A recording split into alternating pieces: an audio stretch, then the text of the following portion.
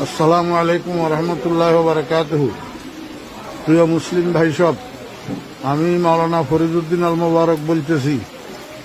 আমার মাদ্রাসা উত্তর হরিপুর জমিরিয়া মাদ্রাসা, বাংলা বাজার, ছাগলনাইয়া, ফেনী সম্পূর্ণ পানির নিচে নিমজ্জিত।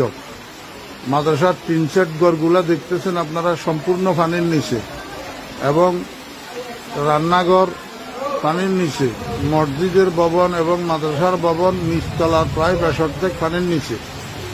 মাদ্রাসার নিচে নামলেই অঠাই পানি, যেখানে ছাত্র শিক্ষকদের মাথার উপরেও 1 হাত পানি।